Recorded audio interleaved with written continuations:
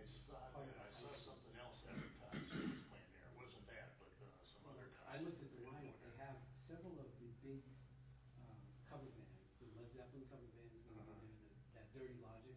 Yeah. The Steely Dan Yeah, band's gonna they're be good. there. And the people there are all excited, there's a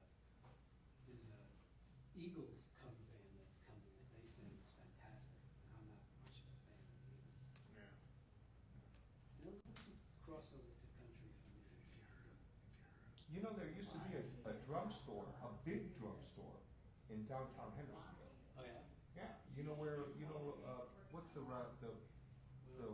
restaurant on the corner, the Irish pub, Oh, Hannah's? above, there's a window that's, Still there? yeah, the window's still there. But, the guy that, the drummer for, what's that southern rock band, There's dozens of stuff. the ones from South Carolina, they're from Spartanburg. Oh, Marshall Tucker. Okay, the drummer for Marshall Tucker, he had a drum store Oh, yeah? up there, and he had these strobe lights set up on the window. And at night, you could, it looked like when you drive by, it looked like a concert. Here it is. Going on, and it was really for about maybe 5 years. 5 years, and they were it was part of Tempo. Tempo was involved in it, right? But all it was he had drum seminars and all, and Butch Trucks came up one time. I mean, I can think of the most Really like it. craziest arcade thing in the world. That's the only I'm one an I Allman actually gotta Brothers try. huge I fan. haven't That's tried my some of the favorite others band. yet. Well, Butch Trucks was Yeah, they're pretty interesting. he signed a drum head for me. I visited his grave. Really? I've been to the Roseville Cemetery. had They're all a, buried in one plot. I had a problem with Dwayne, is he close to Dwayne? Yeah, they're all like my, very openly Dwayne, Greg, and my email. My email kept going back and adding as you probably know, McAfee to the search bar, and I couldn't figure out how to get rid of it. I went through 3 different people with 3 the different unfortunate thing companies, is Microsoft, they put up a huge fence around. McAfee, You have an and iPad? Right. Yahoo. People start probably signing in. Absolutely. Yeah, I nailed it. It's a shame because I went there to shoot this OT. Based I think he's really, he was really almost. I can put external. But the good news was I got to see Yeah. some of the I know, graves of Some songs have been that gone. Our buddy Larry Driver Really? used his Yeah, well, there's iPad this one guy, without anything. Elizabeth I Reed, don't make a famous difference. Elizabeth so much. All right. Are you ready to start? Yeah, let's do it. Okay. There's Christine right on time. Okay, thanks for coming out this evening, everybody. We're going to talk this evening about Amazon's on-demand publishing and how we use that service to make a book, specifically a book with pictures in it. And it's really kind of an interesting service. Has anybody here used Amazon's on-demand publishing? Nobody. Okay. Blurred, Huh? used blurred. Blurb, okay. Let me tell you about Amazon's on-demand publishing. It's really, really an interesting service. Hey David? Yes. Excuse me, are we gonna get these slides? I mailed to can us? give them to you, sure. Okay, great, thank you. Sorry. Sure. The on-demand publishing is something that really took the industry, the whole publishing industry, and turned it on its end. Because now, instead of having to publish a book, having to gather your books and then ship them out to people as they order them, your book really doesn't exist anywhere other than in the cloud as a digital book until somebody decides to order it. And that somebody can be anywhere in the world. If they've got access to an Amazon account that does not have a trade agreement restriction with the United States, and which Australia does, that you can, Australia, you can get paperbacks, but you can't get hard copies, or vice versa. It goes back to something that happened in the 1950s. But anyhow, it sits up on the web, or it sits up on Amazon servers up in the cloud. And if somebody decides, they go in, they do a search, and they say, hey, that's what I want to do, look for ICM. So they look for intentional camera movement and it pops up with this book in Amazon, and it's in Amazon right now. They say, yeah, I want that, I want to buy it.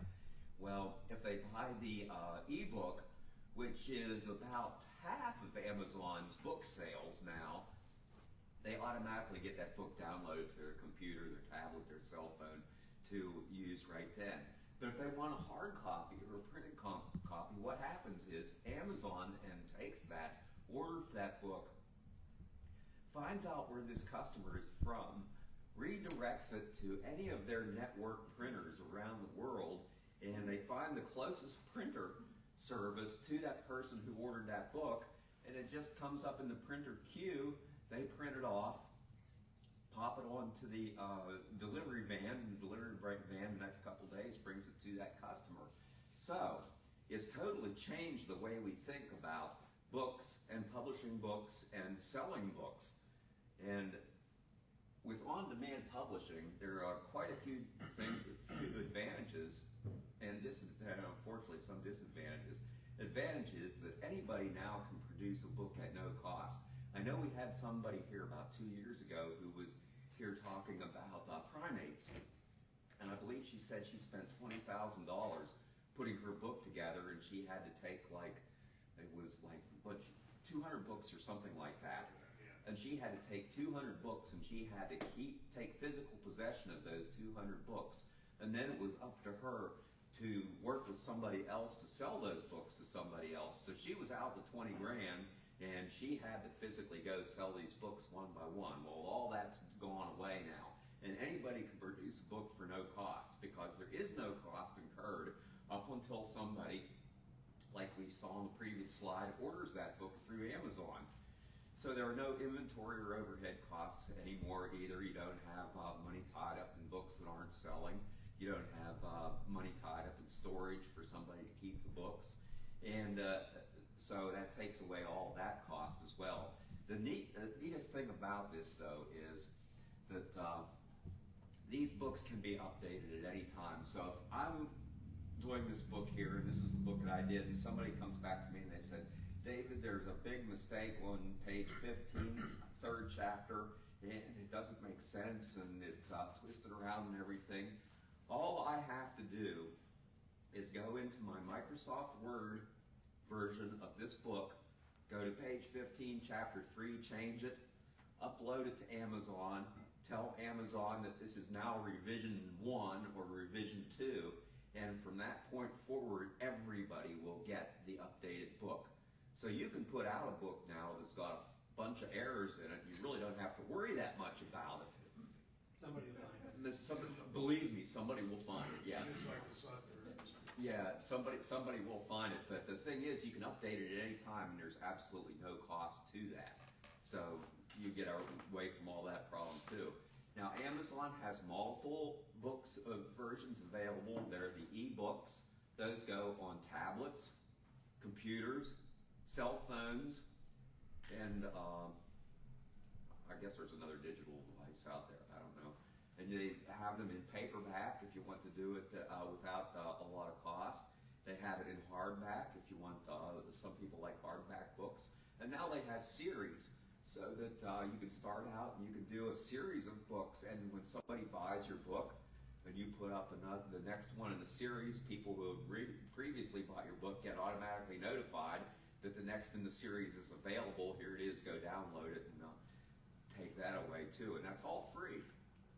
And it's instantly available in multiple countries with a few exceptions. There are a few quirky rules out there with the books. And like I said, with Australia will allow me to sell a paperback book in Australia, but I cannot sell a hard copy book. It has something to do with copyrights. Yes?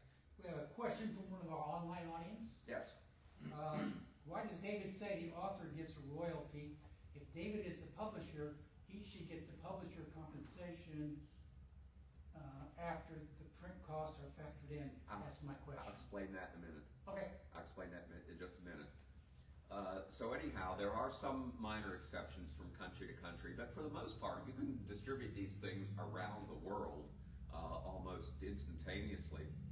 Now, as far as disadvantages go, the author and only gets a royalty. And that's true of most books these days. And how the royalties work is Amazon will take what you've decided to charge for the book. They take the cost to produce that book out, and what is left is split between you and Amazon. So if I sell this book for $30, it cost me $15 to produce it. So that leaves $15, and I've got a choice between a 70% and a 30% commission, and the percentage that I get in commission goes up as I charge more for the book. So I will get, and I think these are set at right around 50 right now. So I'll get about $7.50 for the book, and Amazon will get about $7.50 for the book. It sounds a bit unfair, but if you stop and think about it, you're using Amazon's services, you're using their servers, you've got the convenience of the printing, you don't have to buy the books and keep them in stock, and so on and so forth.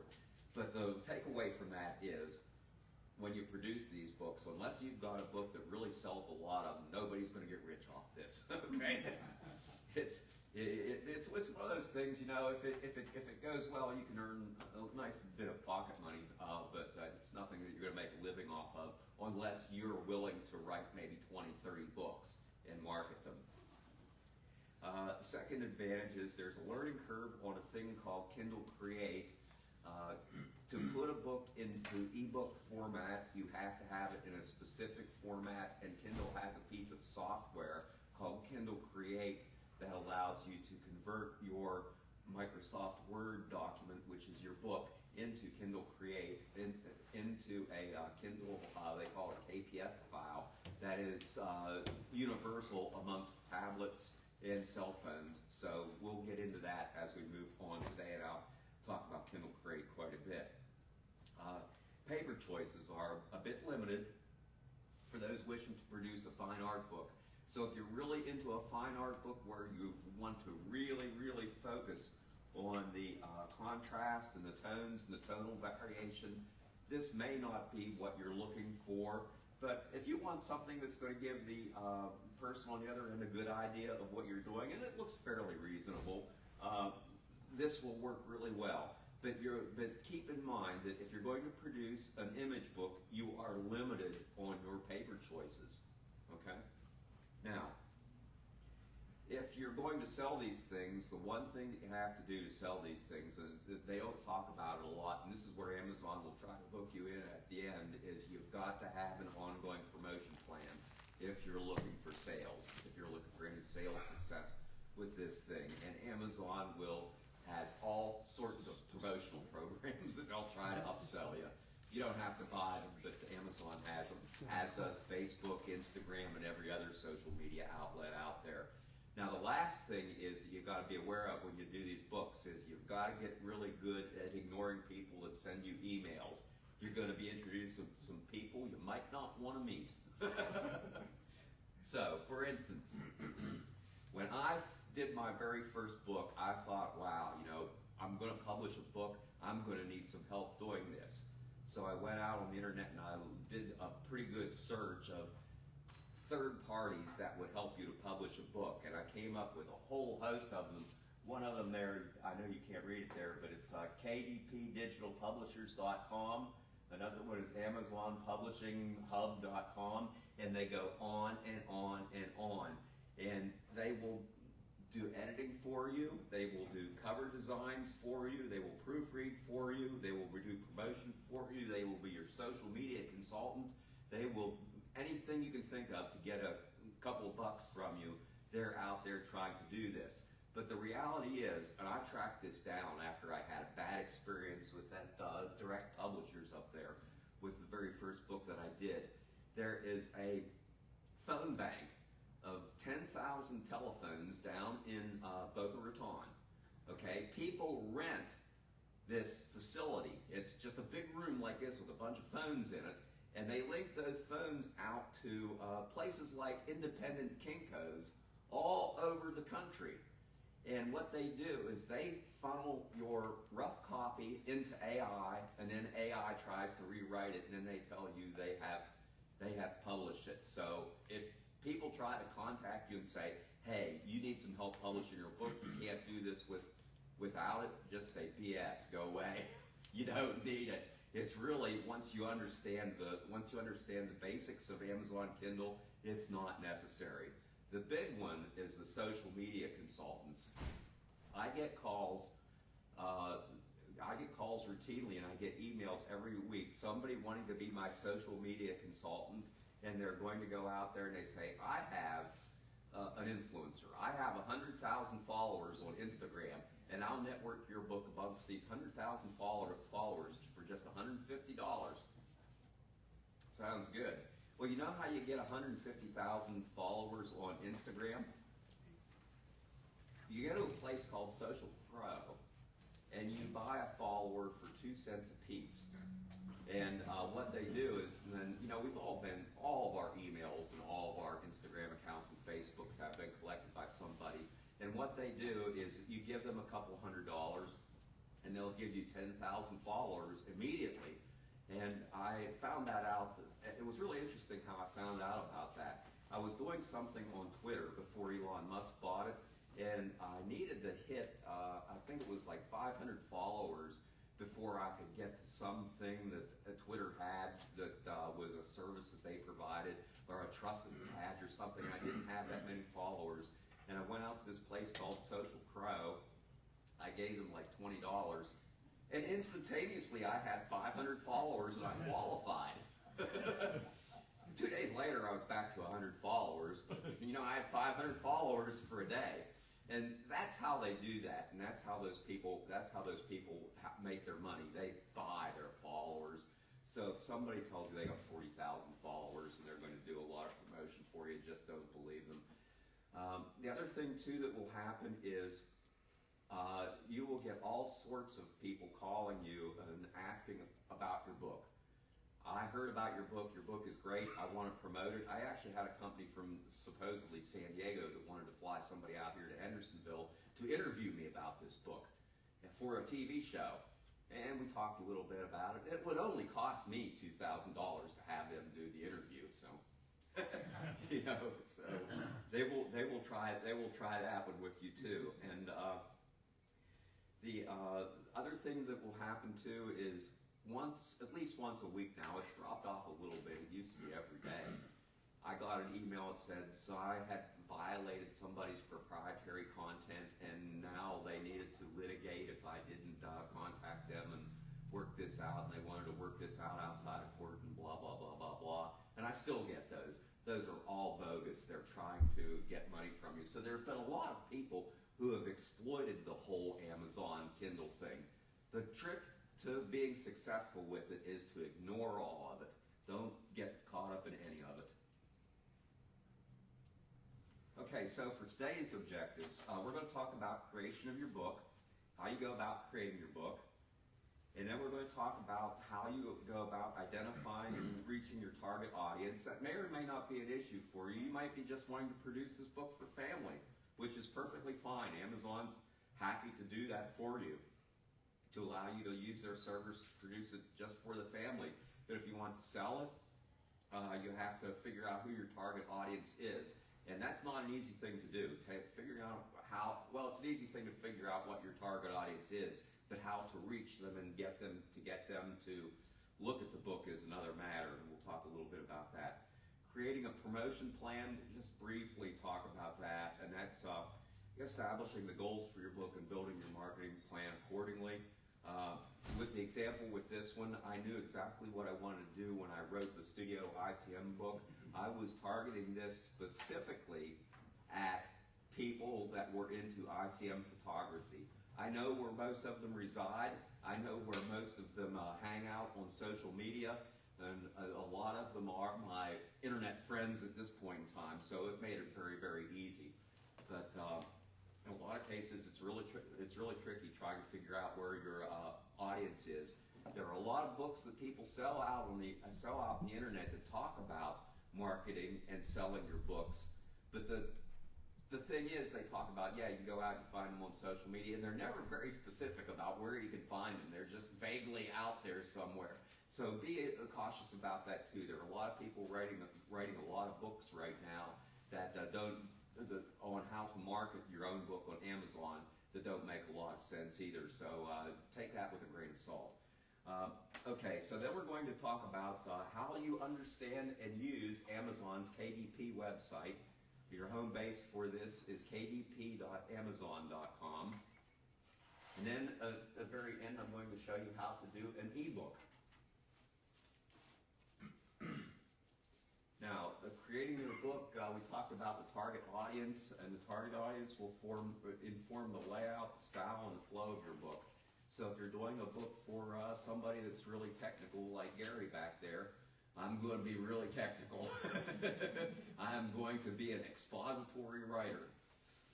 If I'm doing it for somebody that just wants to look at pretty pictures, I'm going to do a lot of pictures and keep the words to a minimum. So, knowing your target audience is going to inform what you're going to do with your book. And one of the things that I recommend for anybody that wants to do a book is plan your chapters before ever beginning to write. I create a whole map of what I want to do and where I want to go before I even begin writing, because if I start out and just go blank with chapter 1, by the time I get to chapter 2, I'm struggling, and then I never know where to go by the time I get to chapter 3. But if I spend the time to lay it all out before I even start to put a pen to the paper or the keypad, it makes it much easier and it makes it flow a lot better. Now, the real important part about this, and this is the one takeaway: if you're going to produce a book, never, ever, ever, ever be your own proofreader or editor. Don't do it. You will be amazed the things that people will point out to you that you'll just go, how did I miss that? That's just incredible. I can't believe I missed that. And it's important to have more than one person do that too. Now, for this book, I had, 3 people in here. 3 of the 5 people are here today. Virginia contributed to this book. Doug contributed to this book. And my wife, Debbie, in the back there contributed to this book. And what was really important about that in being the editors for this is all 3 of them approached it from a different angle. And as a consequence of all 3 of them approaching it for a different angle, we got it right in a short amount of time, in a much shorter amount of time than it would have taken me had I had one person. And believe it or not, we had 5 people working on this, and we still missed stuff. We still missed stuff, and I'll show you that in a little bit. And in conjunction with the book planning, you want to take time to build a marketing plan that coincides with your planned launch date.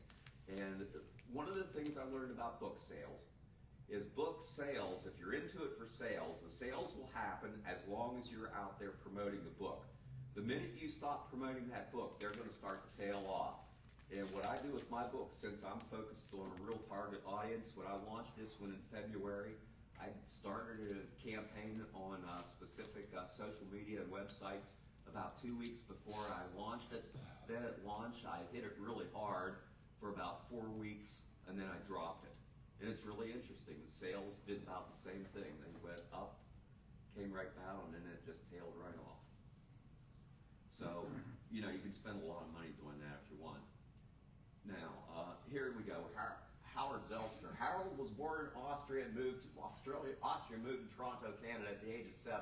He started taking photos after birth. This was in our book that we produced last year. Does anybody see the problem in this? Howard. You got it. 5 of us missed it. It took, is it Howard or Harold? Howard? Harold was the guy that caught this. We had produced it. It was published. It was out there on Amazon. It was live. And he called me up and said, I found a problem with the book. And the one thing I don't want to do is mess up a name. So that's a good example of how you want more than one person looking at this stuff. I call him Howie now because of that. Oh, do you? Yeah. Target audience and style. Was it you that told me about that? Yeah, he Yeah, it called was me. Dennis. Different audiences are going to expect different books to be written in different ways. And think about that for a minute. If you're writing it for family or friends, you want to think about prose and writing it as you're talking to family or friends. if you're writing your book to talk to other photographers, they're going to expect technical descriptions of how the images were made. I had a couple of photographers that bought my very first book, which I wrote for my grandchildren, okay? Which I wrote for the grandchildren. It had my pictures in it. And I wrote it for them. But all of a sudden I had these photographers coming back, and they were saying, you didn't have the f-stops in there, you didn't have the exposure, you didn't talk about the lighting and blah, blah, blah, blah, blah. So, okay, I wrote my second book, and I changed the dynamic around entirely. Mostly pictures, and then explanations of how those pictures were made in the second book. And then the third book was really a deep dive into it, because I had more people wanting some more information on the whole thing. So that was what we did. So, you know, you gotta think about your target audience. You gotta think about the people that you're writing for and who you want to be reading this book, and then write accordingly. And like I said earlier, you know, if I'm writing something for my family, it's going to be very, very different than if I'm writing something for Gary and he wants all the technical specs behind it. I might even have diagrams for you. Yeah. Also, one of the things that I learned very early on is consistency is really important in these. I talked to one guy about this who was really helpful, and he said that you've got to be consistent from chapter to chapter, and it's got to flow logically. Don't jump around too much. You'll miss people. And people get really ticked at spelling errors too, which kind of surprised the heck out of me, you know. But I'm from West Virginia, so I know more than 100 words. You know, I'm an exception. But you want to be consistent from chapter to chapter, because the audience expect your books to flow in a certain way. And in terms of being consistent, I'm talking about not just sentence structure and commas and your prose. I'm talking about things like contractions. Don't mix, don't say don't at one point and then do not at the next point. Don't use different fonts, use a consistent font. Be consistent in the way you label your images. If you're creating images and you're having descriptions about those images, use one specific font. Either use italics or a quote. Thank you, Doug. Doug really did a lot of help with cleaning up this book in that respect. I think I had, 3 different fonts and 5 different ways of doing it here to begin with. And it really helped quite a bit. And now, these days, many people prefer ebooks to hard copy. About half of the books, this has surprised me, about half the books I sell are ebooks. And ebooks are really, there's no expense involved with them, so you can sell them rather cheaply. But the neat thing about ebooks is, in addition to with people that buy it, and you get a royalty out of it, it's a little bit less royalty. There are a lot of people that are members of the Kindle Society of Readers or whatever. Anybody here a free Kindle downloader? Yeah, okay. Every time you download one of my books, every time you read one of my pages, I get a royalty for you reading that page. And stop and think about that. No cost. Somebody's just flipping through, looking at a lot of pictures. Man, it's really easy to flip through 160 pictures and for me to get royalties on 160 pages. So it's something to keep in mind that I really think is very attractive with ebooks. Now, book construction and style. This is all constructed in Microsoft Word. Probably everybody in here's got Microsoft Word at this point in time. You don't, Virginia? But you got the ability to use something that will convert to a PDF? I do. Okay, because what they do is, after you've authored your book, what Kindle expects from you is to be supplied to them in a PDF format. Okay, PDF rules in Kindle world. So that's what you got to remember. They want the PDF at the end. Now, one of the things that I learned with the very first book is think about your hard drive on your computer and be very specific about dedicating a place in your hard drive to your book or books that you're creating. The reason is twofold. Number one, you're going to want to make revisions. This book, 20 revisions before we got it out, okay? And there were times when I had to go back to revision 15 to check something that I did in 18, or where I was at currently. And you want to be able to find that stuff. You don't want to allow it to scatter across your computer. You want to keep it in the same place. The other thing is that if you're going to do this in an ebook format, Kindle is going to create a lot of files for you, a lot of helper files when it goes through the process of converting your PDF into a KPF format. And if you keep your hard drive organized, it's going to be much easier to go back and adjust that. And I'm going to show you here a little bit why it's important and how that can just drive you nuts if you get them all over the place. Okay, now, you want to use some common book formatting, and the reason for that is Kindle Create is designed, the app that Amazon provides to you for free to write the ebook is designed and expects certain things in certain places. Like if you got a title page on page 1 and the author, Kindle Create will go look at it and say, yeah, that's done the way I like it to be done. Then if you put page 2, your ISBN number, your International Standard Book number, copyright, and any disclaimers, Create it again is going to say, yeah, that's the preferred way I like it to be done, and it will recognize it. Then you do a table of contents, your body of your book, your work, and then an index maybe. You don't have to have an index, but you can put an index in there. Kindle Create is designed to look at it and say, yeah, you got a table of contents, good, I recognize that. You got an index, good, I recognize that. And because it can recognize that, it will automatically insert hyperlinks in there. So when somebody is reading the book, if they say, oh, I want to go right to chapter 3, all they got to do is go down to the table of contents, hit chapter 3, and bam, they're right on chapter 3. They don't have to page through it. Yes? How about a front or back page, like a cover on your PDF or your Microsoft? Yes. In the hard copy and paperback versions, you want to put that into your PDF file. In Kindle Create, you have the option of doing that up front when you create your PDF file, or you can have Kindle Create do one for you at the end. So there are two different ways to do it. And that brings up an important point. Kindle Create is kind of like a Microsoft Word Lite.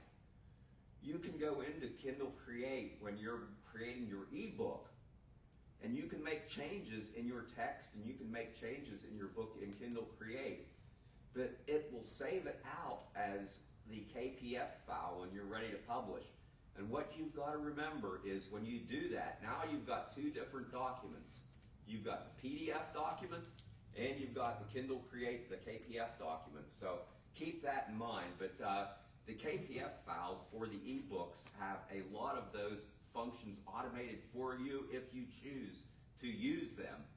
And that's something that Amazon is trying to drive people to use the ebooks, and that's why they've got that type of focus in Kindle Create. Have you done both, David? Both Microsoft Word and Kindle Create? Yeah, I'm going to show you how to do them this evening. Do you have, I guess you'll tell us if you have a preference. Oh, preference? When you get to that point. Yeah. Preference depends on what you're going to do. I personally like the paperback books. Because they're inexpensive for things that have a lot of words in them, and it's kind of backwards from what you think it would be. If it's got a lot of pictures in it, and I want to show people a lot of details and pictures, I'm going to go with the Kindle Create with the ebook every time, because you're going to get something that looks just like it does in Adobe Photoshop when you've finished it. The tablets are quite good now, and you get a much better tonal rendition in the electronic version than you will in the print version. Okay. Hey, David? The page 3, do you use the auto-generate table of contents in Word? No. No, I don't. It's just manual? I mean... I've been doing it manually, yeah. Okay. And then the second question is pagination. Does your pagination have to be correct, that is with page breaks, in Word before you move on to the next... Yeah, I'm going to talk a little bit about that here in a minute, yeah. Good deal. Okay, now, one of the things that you have to remember is, first off, anticipate revisions as the work progresses. that's just part of publishing. It just takes time to get things right. It takes versions to get things right. Now, when it comes to KDP and you submit things to Kindle, it is all automated. So what's going to happen is Kindle's going to do a whole bunch of different things for you. It's going to check margins. It's going to check the bleeds on pages. It's going to check for spelling errors and things that it doesn't understand. It will do a little bit of syntax, and it also will look at Amazon's rules and try and determine if you violated the rules. My first book was called The Art of Coloring Between the Lines. I produced like 7 versions of that before I got to where I wanted. And the biggest hang-up was on it, Amazon does not allow you to publish coloring books. Get this. Amazon does not allow you to publish coloring books, and I had coloring in the title, and AI kept looking at it and said, "This is a coloring book. You can't publish this," and it would kick it out, and then I would have to go back to a live person at Amazon, and by the time you go to a live person at Amazon, you've lost the day. So I had that book kicked out 7 times. By the time it got down to the 4th time, I pumped it up to Kindle, and then I immediately sent the Kindle people a note saying, "You're going to reject this, and please don't reject it. This is why." I was preemptively addressing the issue with them, but there are multiple different things like that you have to watch out for. Now, some general tips for a better book. If you're doing images, do borders around those images. I don't know if, a lot of people don't think about that. If you've got an image in here somewhere like this one that's got a lot of white around the edges, it's going to look like it's just sitting there floating on that page and like part of the image is missing, so you got to put a border on them. You can do that either in Word or you can do that in Photoshop or Lightroom or whatever you want. Just make sure that you got a border on it so that you can keep your reader focused on the image. Consistency in captions is important. People expect that. And you're going to have several revisions before you get it right. And the ebook is going to produce better image quality, and they can be distributed for free. Amazon will allow you to distribute an ebook for free. Plan for multiple changes and tweaks during the book review process. Especially true of ebooks due to the different device types. I'm going to get into this. I'm going to show you an example of this, but you will drive yourself crazy if you just say, "I am going to produce an ebook that is going to be good for the Kindle Fire, the Samsung Galaxy tablets, the iPads, as well as Android cell phones and iPhones, both in the portrait and the landscape format." It just doesn't work. You can get it just right for one of them, and by the time you turn it to its side or you go to a different device, it's all off. So pick the one you think you like the best. I like the portrait and the tablet, and I tell everybody, when you read this and when you look at this book, use it on a tablet in portrait mode. Don't do it in a cell phone. I can't be responsible for what happens in a cell phone, and there is no way you can get it right between all the formats. You've got to choose a format. And don't be your own editor or proofreader. Now let's take a look at them. Yeah, that deserves that should be right up front. Okay, so here's a book. Reflections of a Good Dog by Oliver Wendell Day. My dog wrote a book. Okay, page 1. Okay, he did a good job. He's paying attention to Kindle Create. He's got the title, and who did it, and a picture for the start. Then he does a page break. He goes down to the next one, Reflections of a Good Dog. He went out to Kindle and got himself an ISBN number. You've got to be very careful with these ISBN numbers. You can buy one. You can buy an ISBN number anywhere from $15 to $25, or you can use Kindles for free. Now, in the beginning, Kindle's ISBNs were a little limited because because Kindle was just getting started in this business. But now Kindle is so integrated into the published community, it doesn't make a lot of sense to buy an ISBN unless you're going to put your book in a lot of bookstores. So just use Kindle's free one, and I'll show you where you get that in a minute. So the second page, he's got his title again, the ISBN, he's got a copyright, all rights reserved, and talks about how it can't be transmitted in an electronic system or anything. You can put whatever you want in there. Then I've got a disclaimer in here that says, if you don't, and this should come out actually for the ebook, but it says if you don't like the print copy, it's the printer's problem, not mine. Some people have commented on some of these books that didn't like the print copy, and one of the things that I learned, there's a company down here in Columbia, South Carolina, really, really good. They do really good printing, and that's where most of these books that I get come from. But there is one in Nashville that's absolutely awful. So you can tell your customers if they don't like the print, call Amazon, and Amazon will give them a free book, a second book from another printer. Yes. Would you also, David, consider putting the disclaimer in that section regarding the device, like you were just talking about? Yes, absolutely. Absolutely, and I have done it in books in the past. So Ollie's doing himself a good job here. He gets down here, and he's got his index. He's got a blank page, and then he's got his index. Now, one thing I'll bring up right here, and we'll show you when we get into Kindle Create, is you'll notice that these, as we go down through here, that the things seem to be really indented. That is because I've designed this book to be a 6-inch by 9-inch paperback. You've got to pay attention to that. Amazon will alert you if you select a book size and the text goes outside of the margins.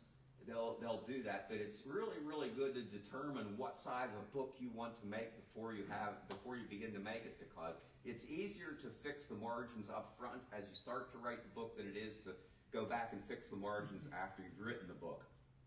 So then he's got his index in all of his chapters, and then he's got chapter 1, I am a good dog.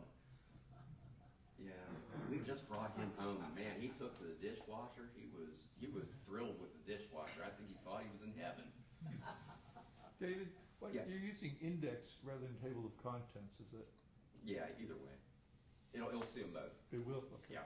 Actually, what it looks for is this word chapter. Ah, okay. That's what it looks for. It looks for the chapter.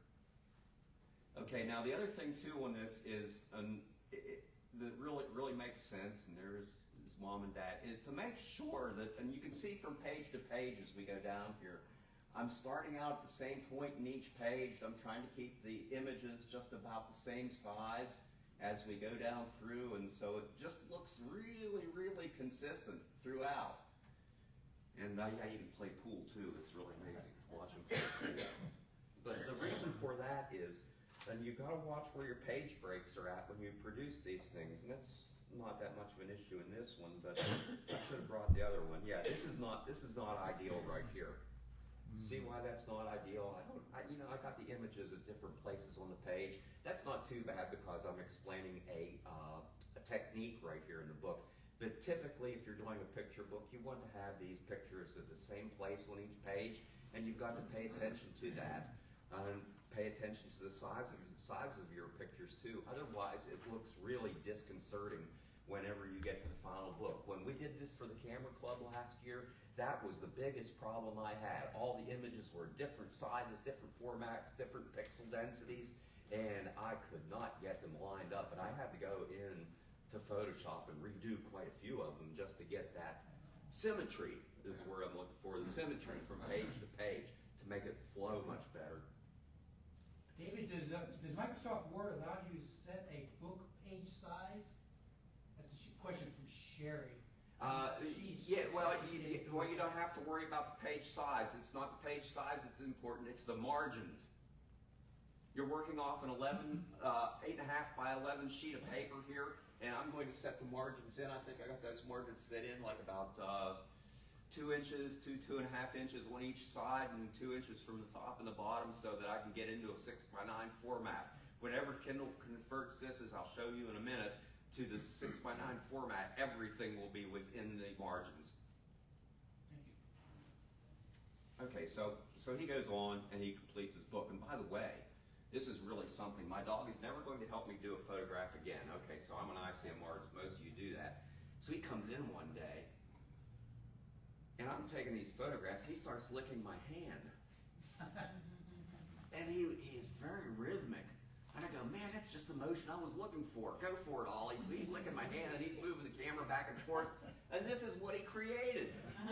And the people on Facebook like it better than they like my stuff. So he's out of the business.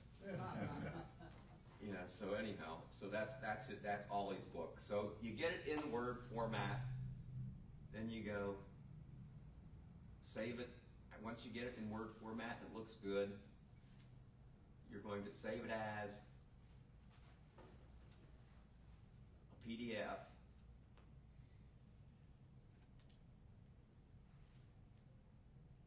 Okay, and we're ready to go then in Kindle. Okay, so you know you can work on this forever in your Microsoft Word or whatever your word processor is until you get the book to look the way you want. Get yourself a couple of people that you don't like to be your editors. No, I don't really. Don't. I like that. He's in Virginia. They're great people. But boy, I'll tell you, you get to the place where you go, oh gosh, I wish they'd quit.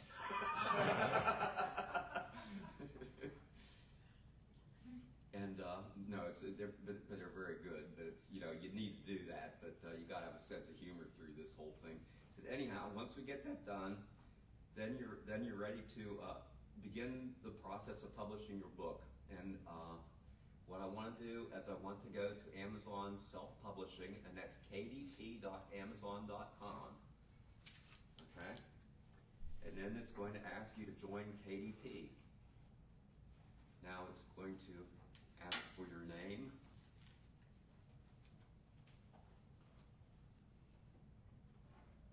An email.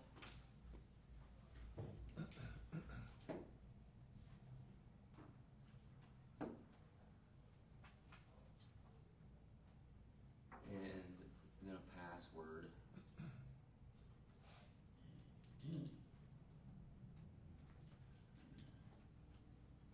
And Amazon requires everybody to do this if you're going to publish with them.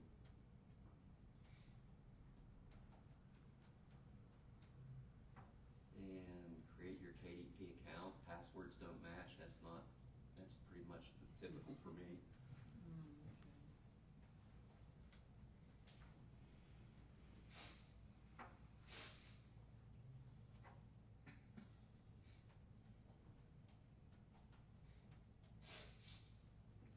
Okay, let's try that again. They still don't match. Okay, so here's what we'll do.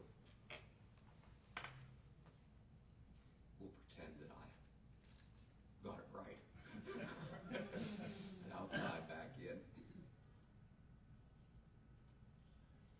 Okay, once you've created your account, the first thing that it's going to do is it's going to ask for your name and your address. Then it's going to ask for a bank routing number. And the reason for that is when you get a royalty, Amazon wants to know how to pay you. So they will automatically every month send any book sales right into your bank account or wherever you want, whatever bank you want to put in, and then you start all over again. Then once you've done that, you create your profile, and it's really, really important to think about your profile and what you want to say about yourself. Because when you go in here, and then you have to fill out a tax ID number because they're going to report any royalties that you make to the government. But I'm going to go back here for just a minute and show you this. And you want to be thinking about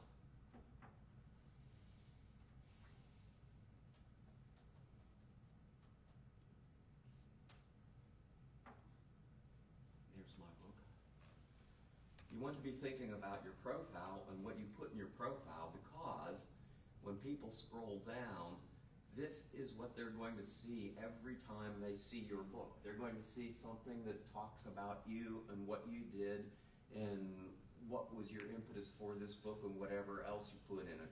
So give yourself a little bit of time and think about what you want to be in there. Make sure you're concise. Talk about things that you've done in your life and why you're interested in photography. Yes. Can that be different with different books? Yes. Okay. Oh no, no, Oh, no, no, no? no, no. I'm sorry. No, it cannot. That sticks with the person. What's different for different books, and I'll show you where that goes here in a minute, is this piece of it right here, the descriptive piece for the book itself. And I'll show you where you put that in here in a minute. So that's the descriptive piece for the book. And then down here, and I'll show you this too, it'll give you the product details, the ASIN number, which goes to Amazon, when it was produced, how many pages it is, and then it will show you where the current book rankings is. I'm number 611,000 in the Kindle store. Yay! Out of 20 million books, that's pretty good. Number 201 right now in individual artists, number 227 in photography reference, and number 246 in digital photography.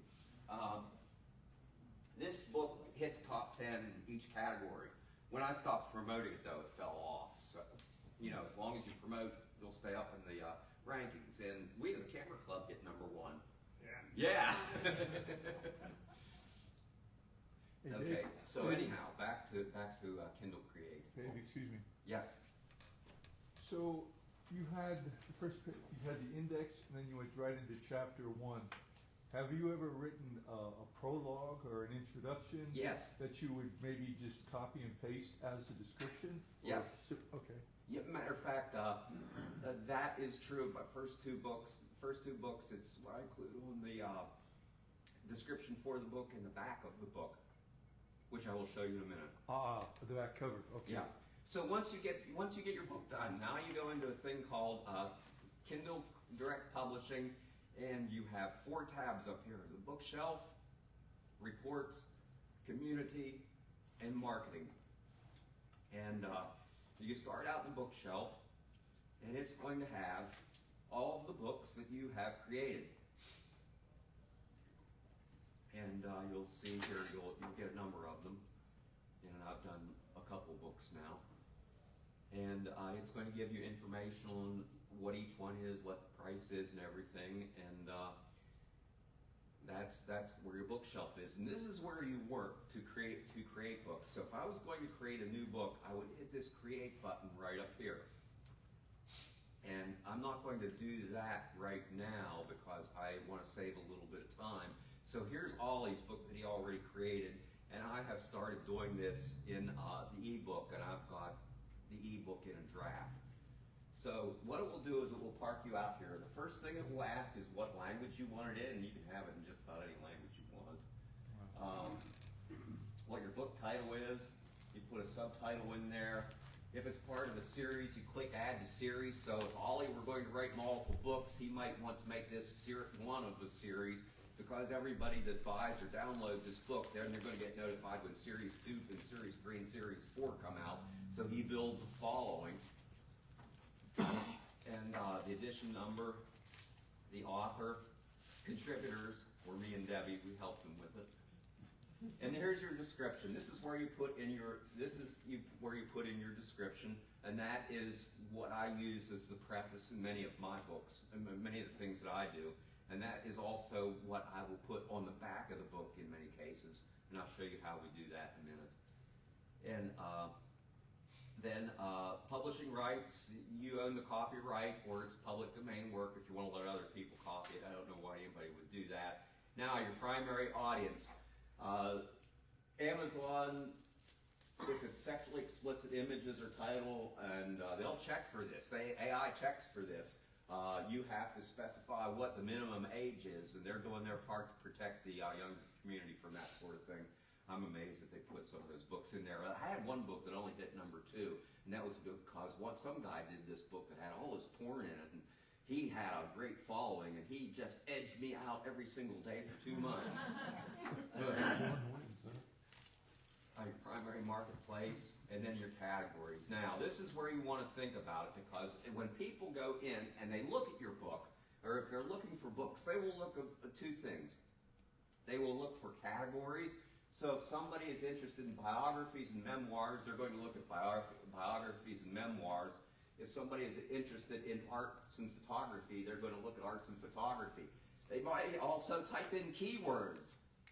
And you want your book to come up with keywords. So I've got a number of keywords in for him here. Dogs, pets, artist, a pet's life, memoirs, storyteller UK 2025. That's a contest that Ollie is in the UK that's coming up in July. And there's a $50,000 award for that. If he gets that, then I'm never going to let him publish again. And he's a philosopher too. So if somebody types that in, his book's going to pop up. Yeah. So I'm going to back out of this one for just a second because there's something else I got to do before I get back to it. Whoops.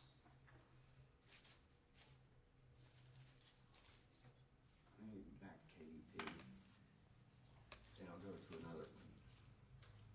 Now I'm going to go down to Stretchy Trees, which Dennis was in, by the way. Yep. And he was in there. Do you share the royalties with Dennis? I need to share a royalty with him because somebody bought one the other day. Okay, so it's pretty much the same as an ebook right now. All that's the same. The categories, for some reason, for printed books are different than categories for ebooks. I don't know why that is, but they are. But to choose a category, and you want to give this some thought. They let you have up to 3 categories, and I've got 3 in there right now. And if I wanted to change these around, I'd click Edit Categories. I might not like art and photography, so I'll remove that one and go to something else. And you can see there are just all of these different categories in here. So if this were literature and fiction, I might click on literature and fiction.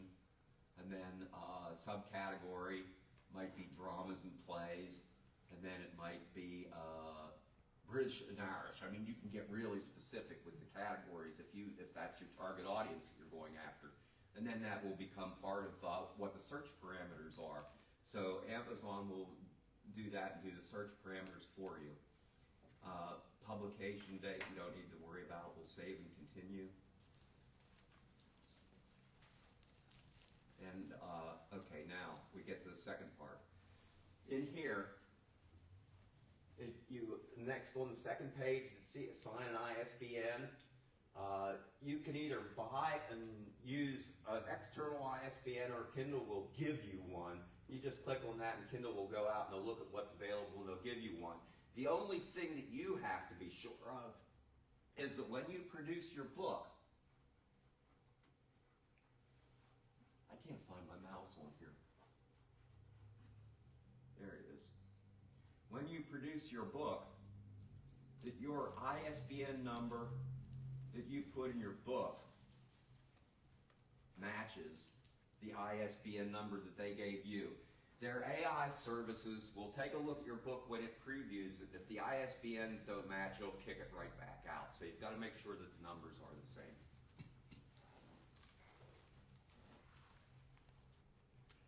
Okay.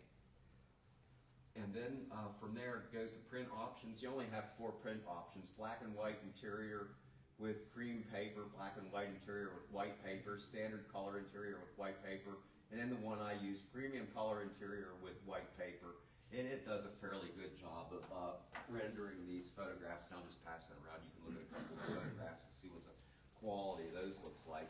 Then you've got to make a lot of choices. And this is why I talked about thinking through your margins before you ever start to make your book and what kind of book you want to make. So I wanted this to be a 6x9 paperback.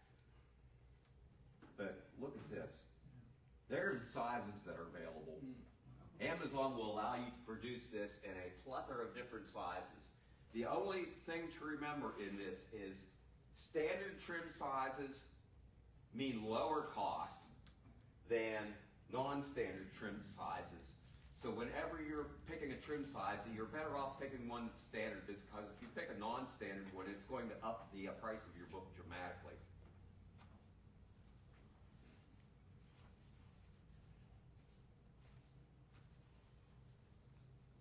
And then I just leave that at no bleed.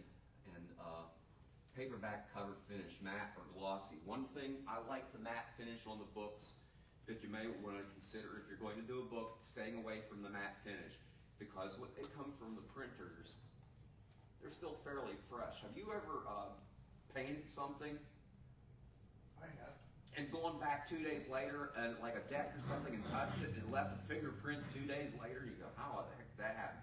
It takes those books about 2 weeks to cure before they stop fingerprinting. So I had people that have actually not bought the book because it had fingerprints on it. What does bleed mean? Bleed. Bleed goes into the extra space on the end. Well, it means it bleeds off the page. Yeah. I'm sorry? In other words, it goes beyond the page. So Yeah. there's no white anymore. Oh, Bleeds off. It's too big. too big. Yeah. By design. But it could be by design.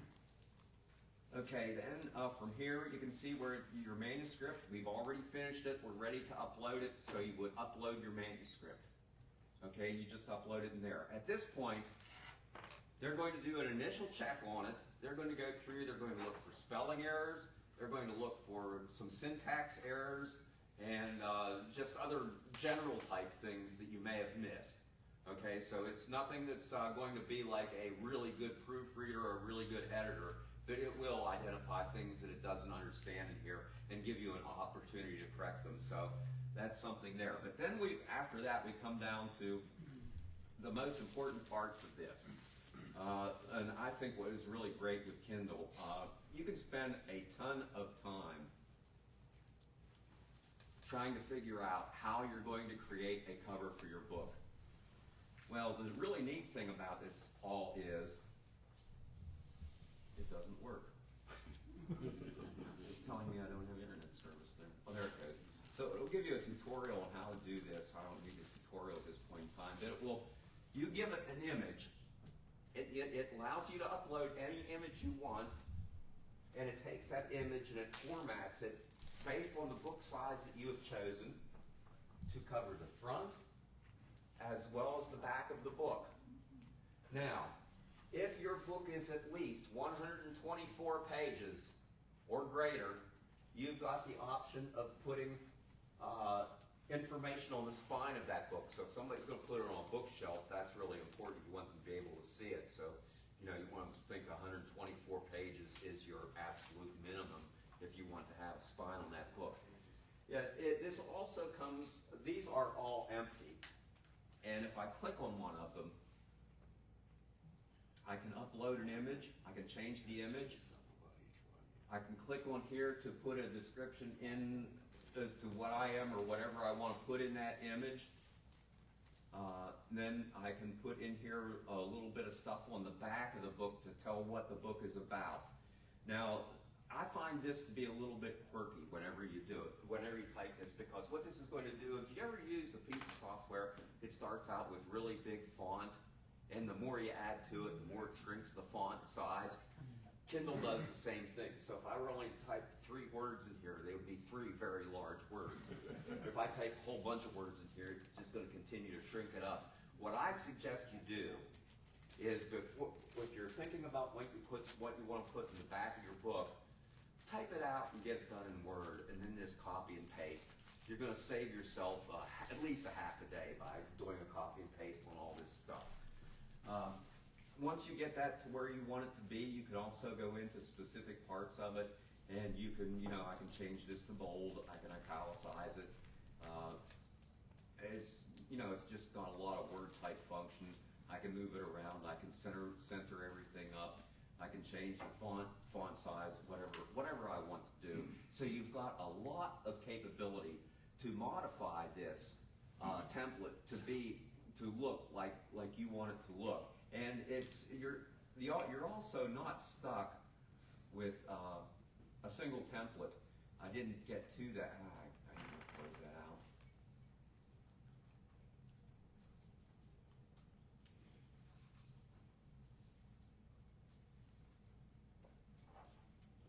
You're not stuck with a single template. Whenever you first start this, oh gracious.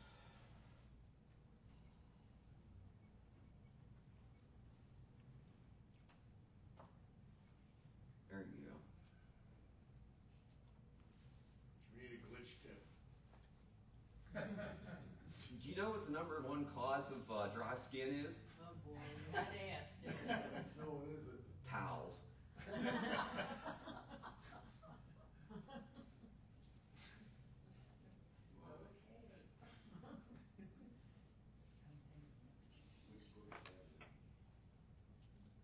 Okay. Bad dad jokes. Yeah. That was pretty good, actually, that's fun. Okay, so we're back in it now. We've got that first page done. We're on the second page. And the thing with the templates is, Amazon has a whole bunch of different templates you can use whenever you're creating your covers. You aren't limited to what I just showed you right there. You can have banners coming down across the front. You can have stars. You can have all sorts of different formats, multiple pictures. You can format that thing in just about any way you want. So Amazon is taking care of all that for you. All you have to do is fill in the blanks. And that's what people want to be paid hundreds of dollars to thousands of dollars to do, is to go onto Amazon and fill in the blanks. So you don't have to do that. Now, we've done that piece of it. We've got the cover on there, AI generated content. Now we come to probably what is the most important part of the Amazon service, and that is the book preview. I'm going to launch preview, and what it's going to do is it's going to take that book and it's going to save it, and then it's going to allow me to look at this book, and it's going to tell me where I've screwed up on it. And it says fonts are not properly embedded in your file. We embedded them for you, but this might be slightly change your book's appearance. Please check your book still looks as intended. It'll do a quality check, and it will do a whole bunch of different things. If there are spelling errors or syntax errors, they will come up on this side, and it will suggest different things for you to fix. So Amazon will save you a lot of time in this book preview, and you literally just have to go down through, and you will see your book exactly as it's supposed to be printed. The dotted lines show where the margins are at, and you make sure everything's in the margins, although it will check margins for you. And if there was stuff outside the margins, it will put it in red, and it will give you a whole bunch of flashing alert signs and so on and so forth. Hey, David? Yes? If you accept their suggested changes, in your experience, has it thrown off your pagination? Yes. Mm-hmm. You gotta be careful. You gotta be careful. Particularly in Word. The one thing to remember in Word is, man, if you're putting stuff at specific points in the thing, you gotta be very conscious of page breaks. Well, and you want your pages to look. Yeah, on the you side want it to if be you got balanced. text and image. Oh yeah, it can mess the whole thing up. Okay. So if it gives you, if it's just a word or two, I don't worry about it. I just take it. But if it wants to change a whole paragraph, I'm going to do it myself as opposed to letting it do it. Totally. So then you have to agree that the book is as you wanted it. And from there, you've got it down. The cover's been uploaded successfully. We've done the previewer. It tells me that, gosh, the price is going down on that book. That's amazing. That price was $14 on that book when I made it. So anyhow, the cost to print that thing is going to be $9.58, and that's going to list all the different Amazons around the world that it's going to be available in. Yeah, isn't that crazy? Yeah. They control the price? No. This is the cost to print it.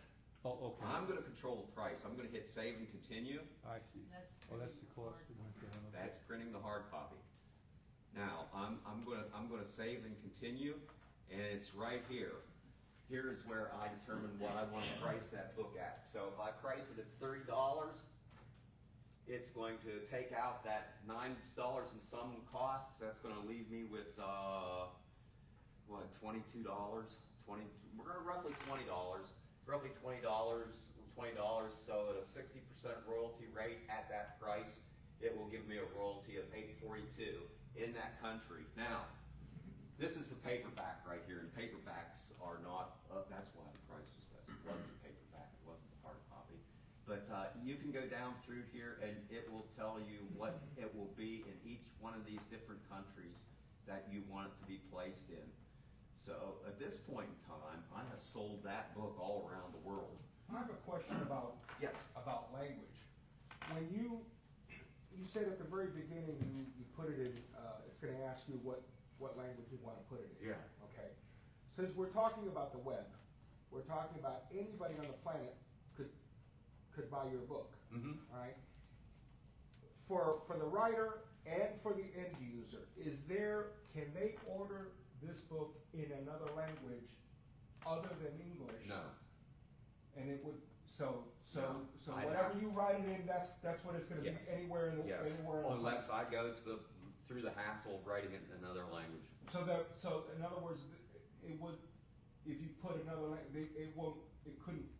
it won't convert it to. That's correct. Okay, so, That's correct. Alright. So the people in Japan will see it in English. all right. Yeah. So anyhow, yeah, it will let you automatically distribute that book for you around the world. Now, we're going to go back a minute, and now we're going to go back to the ebook. And you remember I said earlier that we wanted to, I want to get back to my bookshelf here. There we go. You remember we said earlier that you have to have your ebook in a KDF or KDF or KPF, I forget which one, or a ebook format for it to take it. Amazon has created this thing called Kindle Create. Okay, you have to have web access to use this thing. You have to be on the internet to use this thing. So when I click on Kindle Create here, it's going to take it a little bit to load. It's going to look like it's failed, but it'll eventually come up.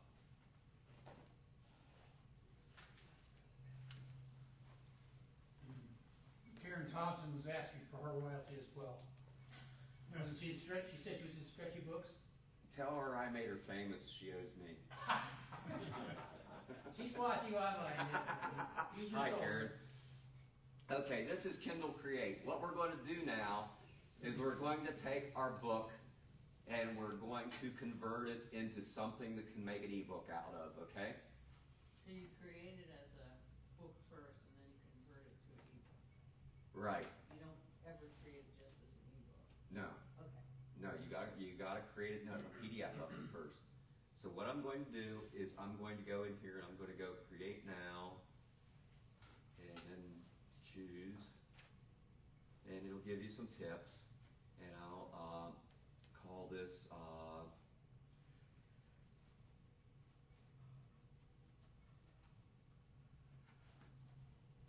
Reflections of a Good Dog 2. Author's name is Ollie.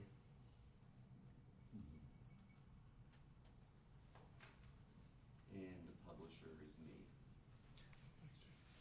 Okay, so now what it's going to do is it's going to ask me to choose a file, and I can use a doc file on this. And what it's going to do is it's going to import that document, and it's going to do all the stuff that needs to be done to convert that into an ebook. And it's going to do all that automatically. But then it's going to give me the ability to, I think it's done it. Okay, it's imported it. But once it's done that, then it's going to drop me into this thing right here. And you can see right here, it's identified a couple of things. I don't want it to be indexing the title page, the second page, or the third page. So I want it to look like this. If I wanted to add a front matter to it or back matter to it, I think Sherry asked that question earlier, I would just click on here and create front matter. I could create a new title page. I could create a table of contents, another preface to it. I could do the same thing on the end. I could create stuff on the back end of this. I could create a something for the author, an epilogue about the author or whatever on the back end of it. And the neat thing of this is all at this point in time. Now it's all linked in here. So see if I need to go to chapter 5, work with chapters 5 or 6, I can do that. Now there are things in here that it does automatically, and I look at this and I go, it looks a little wonky when I get down here. So it's just like it is in Word, only it's a little bit different layout. If I wanted to change this formatting on this, I could go to a smaller font size.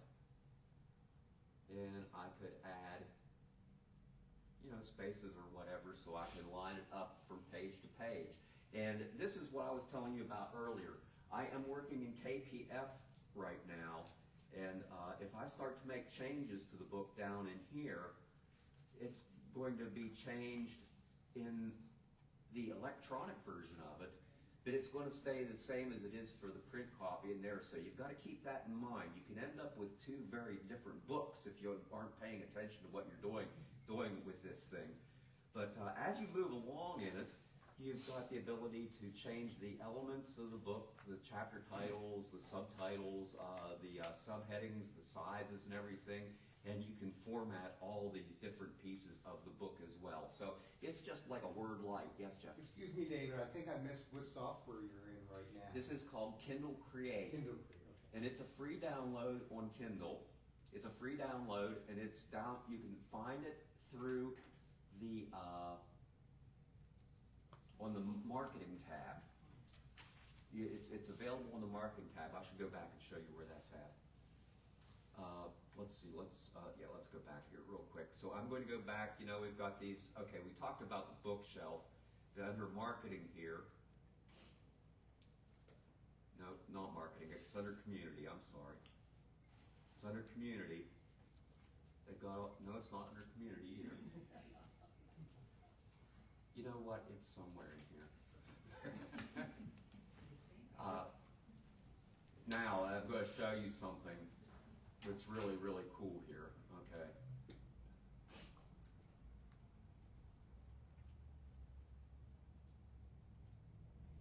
Okay, AI, you're up.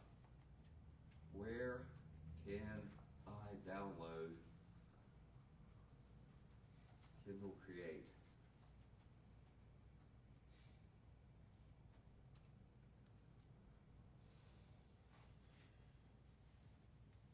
There you go.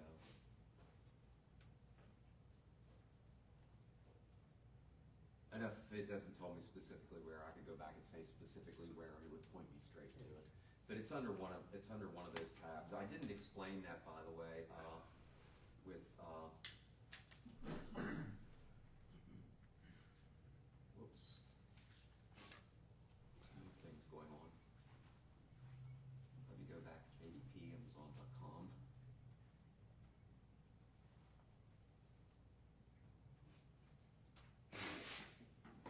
Wanted to talk about that. So we talked about the bookshelf up here, and the bookshelf contains all your books that you're working on, or all the books that you've written, and the ability to modify them. But it also gives you under here different reports on your different books, and it shows you for this month I've sold 12 books. It shows that I've sold 8 of these, 3 of these, and 1 of these. It shows me what the markets are. My top royalty source is the ebooks. The ebooks are accounting for 50% of it. My top marketplace is the United States, Germany, the UK, and then other. That usually ends up being India. And this is really good because if you're engaged in any marketing efforts, I will do some marketing, and then I'll go back and I will check this the next day to see what's happened. So, you know, I give talks to a whole bunch of camera clubs all around the country on all this, and I upsell the book to them at the end, and then I go back the next day and see who's bought the book. And then, in addition to that, you've got, we've got the reports, you've got the marketing, and there are a whole bunch of marketing things that are going on in here that you can run price promotions on your books. You can run ads through Amazon and so on and so forth. So explore that all. There are a lot of options available in there if you want to, sell these things. Okay, back to Ollie and his book. Okay, so Ollie is in here, and he's got his book. His book is done, and now he's ready. So he wants to. I want to save any changes that I've made. I'll save those changes, and then I want to preview this. This is where you can drive yourself nuts. Okay, so on the preview, you'll see up here it says tablet orientation. So I can go for either the landscape or the portrait orientation here, and I can go down through and I can check this out, and it looks pretty cool because I've formatted this for the portrait orientation in the tablet. then I can go to the phone or the Kindle e-reader, and it's going to look totally different. And as I change the orientation, it will look different again. So, you know, a lot of people say, yeah, this is great because you can get it to work on all the platforms. If anybody's ever done it, I'd like to meet them because I've not been able to figure out how I can make it look in all the platforms. And then you've got the ability to do this in different fonts because different devices have different fonts in them and so on and so forth. So we've done that right there. That's the Kindle e-reader right there. Whenever we're satisfied with it, we go up here to, let me get out of this. Whenever we're satisfied, we go up here to export. And now what it's going to do is it's going to export as a KPF file. And it's going to go under Ollie Book Kindle, and I'm going to call this Ollie's Book. So it's going to save it. Okay, he's ready to publish. So now I'm going to go back to my KDP website. I'm going to go back to the bookshelf. Okay, here's his ebook. It's in draft form right now, so I've already taken the opportunity to fill all this in. I've given it a description, publishing rights and all that stuff. He's ready to publish his book. He's going to save and continue. Okay. Now it's, I don't want a cover on it. My book cannot be downloaded. Why is that? I don't know. Save and continue. Upload your manuscript. Okay. So then this is where it's real important to remember where all your files are at. And I know it's in D somewhere. Ollie's Book. And it was revision 4. No. Ollie's Book. Let's see. No. Kindle. KPF. There it is. Reflections of a Good Dog. So now it's uploading it. It's going to check it as it uploads it for any errors. Hey, David? Yes. Oh, regarding the devices, did you mention you could select a desktop or laptop to read the Kindle book on? Yeah. Oh, I didn't mention it, no, but you can download the Kindle app and you can read it on the desktop, yeah. Okay. Yeah, absolutely. And also, I might mention while this is uploading, that once you get the book published, Kindle is really nice about this. You can buy as many books as you want, 999 books at cost. So they will sell them to you as the author at cost. So you know, if you want to get some books to give to family or friends at a real decent price, you can. The other thing while this is uploading, and this is a slow connection here, I checked this out last night and went really quickly. You can gift the ebooks to other people. So if you want to create the ebook and then gift it to family or friends, you can gift it to family or friends. So that really makes a nice little present for somebody, you know, if you're creating a picture book. And if you gift it, then your account will be charged at $9.58 or whatever. No, it won't be charged. Not at all. Not if it's an ebook. Oh, wow. Well, there's no cost to produce it. It's already Yeah, it's produced. already done. Huh. So now $9 the ebook's up there. It's preparing my files, and it will take a second longer. And while this is doing its thing, we can take any questions.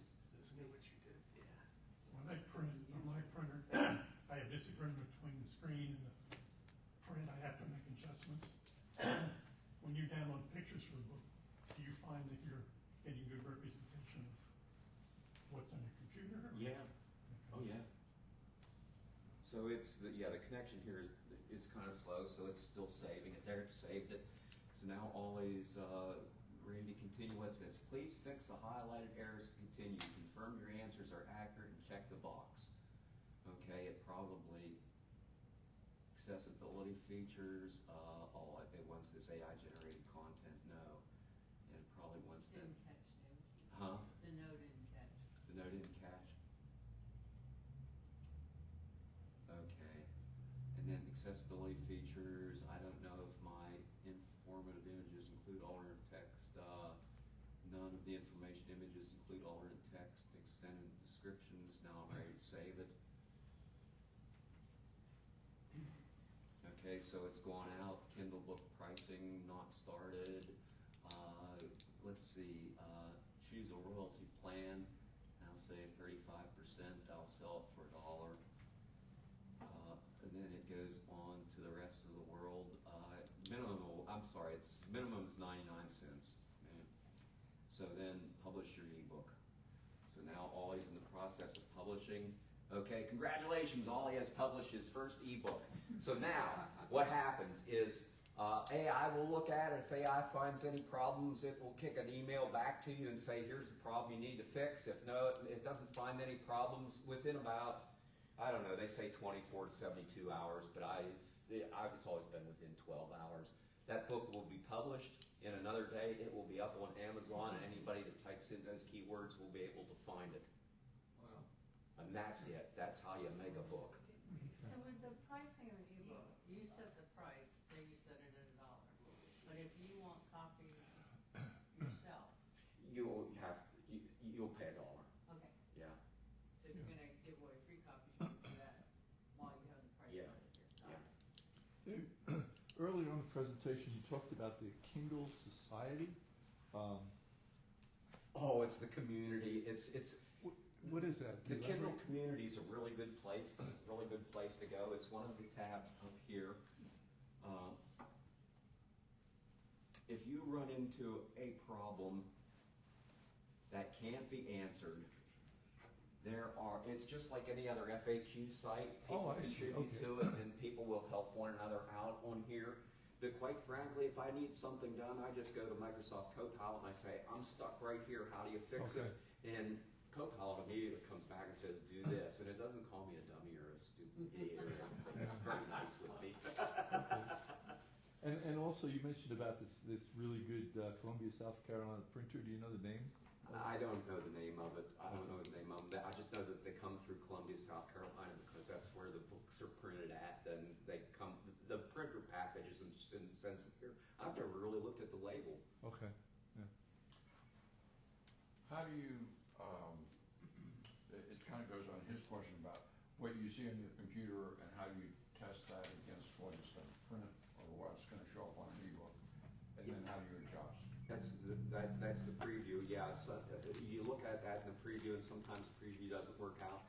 Then you have to go back, and sometimes I will have to go back into the Word file, and I'll have to adjust a page break. I'll have to adjust an I'm image talking about the size. quality of the pictures, Quality. the quality of the photos. The print, the picture, yeah, the As image. printed in the book, does Bright, it match dark, your or screen? e-image. Like when I put an image in No, Docker, that's totally dependent on what the printer does. The printer's got final say on that. And that has to do with his equipment too. Yeah. Can you specify a printer? Pardon? Can you in your disclaimer in the book you passed around at the very first page it says it will be printed, it's on demand. But can you say I always want it, no matter where it's going, to be printed at South I haven't Carolina? seen that option. Okay. I think that what Amazon's trying to do is they're trying to get these out as cheaply, as quickly as possible, so they match up people in their printer network to where they're at geographically. Yeah, that's what it It's all sounded like. logistics. Yeah, you're right, it's all And logistics. if you live near Nashville, you're probably gonna Yeah. get a bad book. So if somebody in Durham ordered your book, could it be printed in Durham instead of at these printers? Might well be. I don't know what their network is like. I don't know how many Only printers if they they have have in a their printer network. in that area. Yeah, okay. And But it's- They contract. But different people order in different areas would get different printers probably. Correct, exactly. That's the whole Yeah. purpose of the logistics of this. Yeah, it's really amazing what it does. If you want to make your kids, your family a book or whatever, you can do it for no cost whatsoever, and then just a couple of dollars, and away you go, and you've got a really neat gift for them. And that's the nice part about it. How many hours did you put into Stretchy Trees from the time you first conceived of it to all the photography, Oh my gosh. all the way to, I'm just ballparking. A whole winter. A pandemic, right? Yeah. That actually doesn't say Into Ollie's book? Oh, I did Ollie's book in like about 5 hours. Ollie's book was pretty quick, you know. He's very He's a concise. fast He's writer. very concise in what he wants me to say. So yeah, he's photogenic. So if you do a search tomorrow on Amazon or 2 days from now on Amazon for reflections of a good dog, you're going to see Ollie. Yeah. Does it matter if you have a Prime account or not? No, you don't have to have a Prime account. You don't even have to have an Amazon account. You just have to have an account with KDP, and that is because of the royalties and the tax implications. Right. So when I walk out the store in about 5 minutes, I'll probably forget everything you just said. If I get home, I really wanted to see if I can top Ollie's book, Maxie's book. And this video we're making with the video on Facebook Live will be downloaded, and we'll talk about getting it up to the website, Camel Cove website, so you can see what's happening here. But it's hard sometimes to see that screen, what's really going on. Are there any resource materials, YouTube videos, if I really want to sit down and do this? Tons of them.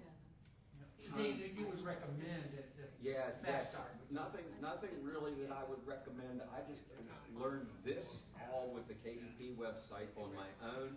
But you know, the nice thing is, if you get stuck anywhere, just tell AI you're stuck here. What do I do next? And it's going to get really specific for you if you want to get really specific. And the co-pilots become my best friend. Much better than any call centers. Oh boy, I imagine that's true. Thank Okay, you, anybody David. else? Yeah, appreciate you. Okay, that's it. Thank you all for coming out today.